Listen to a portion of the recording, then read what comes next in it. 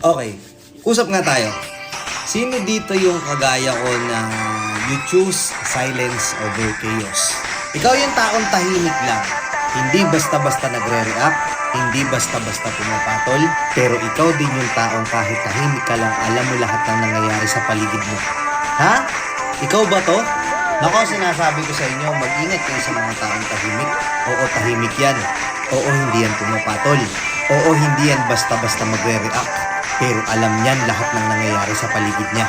Sila lang naman yung mga taong magaling mag-observe. Sila din yung mga tipo ng taong nakakatakot punuin. Sa totoo lang.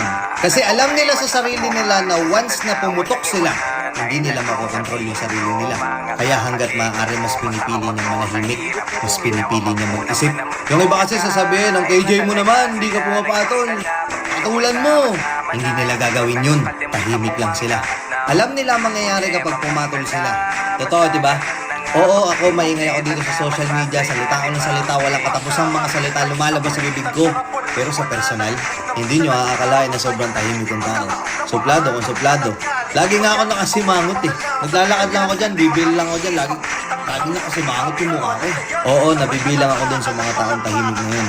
Gusto ko lang ipaalam sa mga tao na hindi porket hindi pumatol sa iyo yung taong inasar mo, yung taong kinukutsa mo, yung taong sinasabihan mo ng hindi maganda. Porket hindi pumatol sa iyo yan, eh takot na sa iyo yan. Naduwag na sa iyo yan porket tahimik yan. Kasi ang totoo, mas natatakot sila sa sarili nila. Natatakot sila na baka hindi nila makontrol yung mga pwede nilang magawa kapag napuno sila. Totoo, di ba?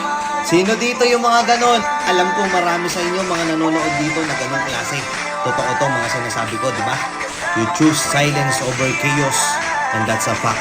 Sabi nga nila, kapag na-master mo yung katahimikan, na-master mo yung peace, na-master mong kontrolin yung sarili mo, mas nagiging delikado ka. Kasi oo, kaya mong saluhin lahat ng negatibo, kaya mong tanggapin lahat ng masasakit na salita, kaya mong baliwalain na lang lahat. Alam mo kung sino yung bobo kausap at hindi. Kapag bobo yung kausap mo, hindi mo napapatulan, hindi ka mag-aaksaya ng panahon sa kanya. Mananahimik ka na lang, ikaw yung taong tinutukoy ko. Yung iba patawa-tawa lang, pangiti-ngiti lang. May mga tao dito na kapag inasar mo, biniro mo ng hindi maganda. May mga tao dito na kapag pilit mo silang pipikunin, aalis na lang sila bigla. Mas pipiliin nilang wag na lang pumatol kaysa kung ano pa magawa. Inuulit ko, itong mga taong tahimik na to, sila yung mga taong delikado. Kaya mag-iingat kayo. O, di ba ikaw to? Kung ikaw tong tinutukoy ko na sinasabi kong kagaya ko kaparehas ng ugali ko na ako bilib na bilib ako sa'yo. Hindi ko alam kung